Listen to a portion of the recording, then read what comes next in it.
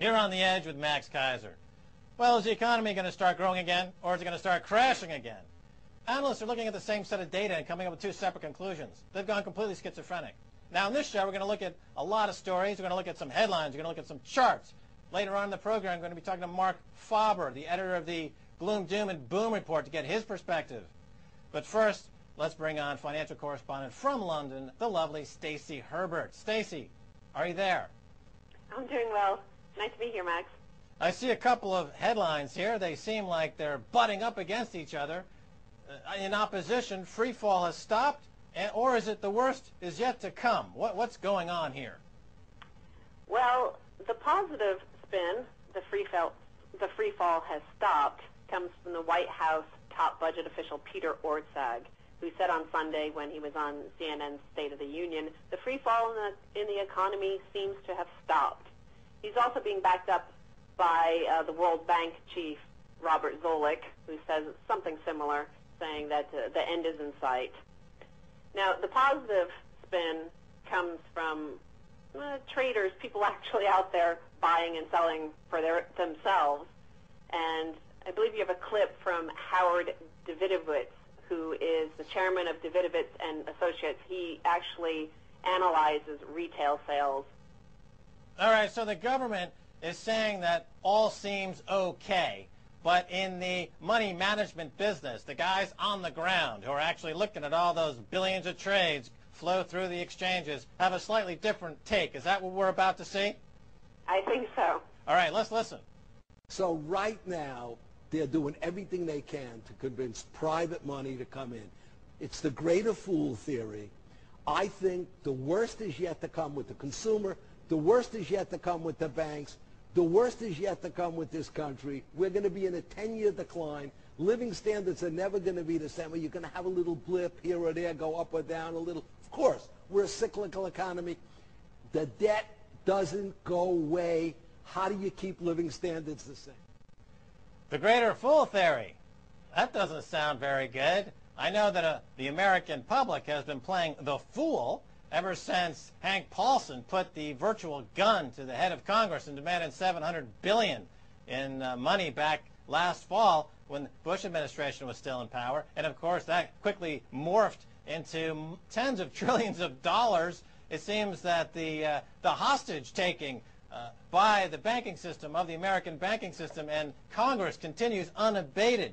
So we've got, from what you're saying, Stacey, you've got the professional money managers who are not buying into this myth that there's the green shoots. The green shoots theory seems to be being trampled upon. And, of course, another way to look at this are through the charts. So I believe you've got a couple of charts teed up as well, Stacey. Why don't you walk us through the first chart here? Well, the charts seem to support the analyst assertion that the fact that the economy is recovering is preposterous. And you see, in the first chart, you see the unemployment numbers. Now, the blue line on the bottom shows a little bit tick down of initial claims. But if you look at the red line, this is just remarkable in this context, is this is continued claims. These are people who are not finding jobs. They've lost their jobs, and they're unable to find anything. And you see, in the four previous recessions going back all the way to 1972, is nothing at all like what you're seeing in this chart. It's nearly 7 million Americans who are continuing to be unemployed. Right, and again, it's this statistical anomaly in the way the government reports numbers. They're constantly tweaking the numbers to hide and seek what's really going on. And what this chart shows is the unbelievable growth in the unemployment claims, which belies the notion sometimes of what the government says, because sometimes they hide the numbers when people stop looking for work, et cetera. It's like the other great false number that the U.S. government publishes, the GDP number, which is incredibly falsified and done so almost every quarter to kind of give the bankers another way to hide their illicit gains. Now we've got another chart queued up. Let's take a look at that one. Yes, these are numbers out this week from the Federal Reserve Bank, and this shows the next leg, I think, of the crisis. And if Mr. Davidovitz is right, the worst is yet to come indeed. As you see, the default rate, the delinquency rate on consumer credit cards and commercial real estate are really starting to escalate. We've already seen the residential real estate and the consequence of Americans failing to pay their mortgages. But now we're about to hit the commercial real estate sector and consumer credit cards. Their delinquency rate is rising rapidly. It's up to nearly 6-7%. Right. So in the City of London, for example, the commercial real estate in the City of London, the financial center, is like a see-through city. You've got all these incredible amounts of square footage empty. It's like Houston back in the early 80s when they had that big oil crash. They called it the see-through city. Now you've got the City of London. Miles and miles of office space, no tenants.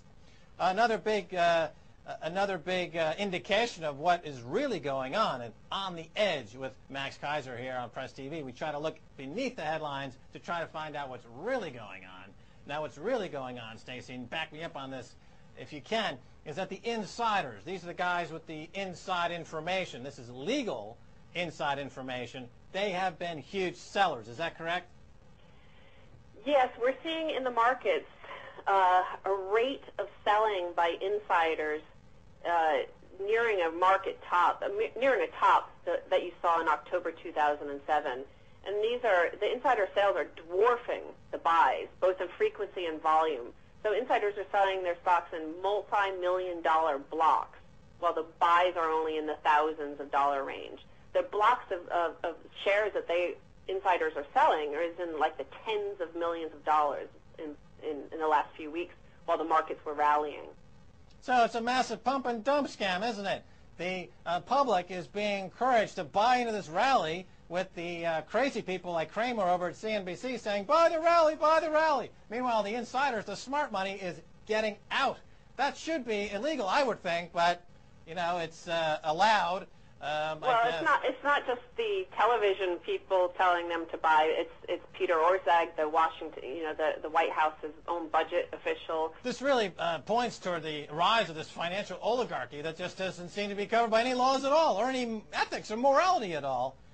Well, let's take a look at something else here, a strange phenomenon, and I thank you for bringing it to our attention, is the late market trading. Why don't you set this up for us, and then we'll play this little vid. Well, as I mentioned, markets have been going up in the last 6-7 weeks. And on Fox News this week, they had an interesting interview with Dan Schaefer of Schaefer Asset Management, who follows the futures markets, and this is what he had to say. I watch the futures every day, every tick. And tremendous amount of volume came in at several points during the last few weeks when the market was just about ready to break and shot right up again. And I'll give you usually toward the end of the day. Usually toward the end of the day. A week ago Friday, at 7 minutes to 4 o'clock, almost 100,000 S&P futures contracts were traded. And then in the last 5 minutes up to 4 o'clock, another 100,000 contracts were traded. Yeah, Stacey, I've worked on Wall Street for many years, and this is what they call painting the tape. The idea is if you put a lot of buy orders in at the close and you get an uptick for the day, then the papers report it the next day as having had an up day the previous day. And psychologically, this sets people up to go in there and buy some more. It's painting the tape. It's a technique that's been used for ages. But what's interesting about this video, Stacey, is that what the Fox News is saying here is that at the end of the day, baskets of tens of millions of dollars are being used to paint not just the tape of an individual stock, but they're trying to paint the tape to create the illusion of the entire market closing on an uptick, which is supposed to give people that. US President Barack Obama has vowed not to send American forces to wars without a reasonable cause. He has promised to bring an end to the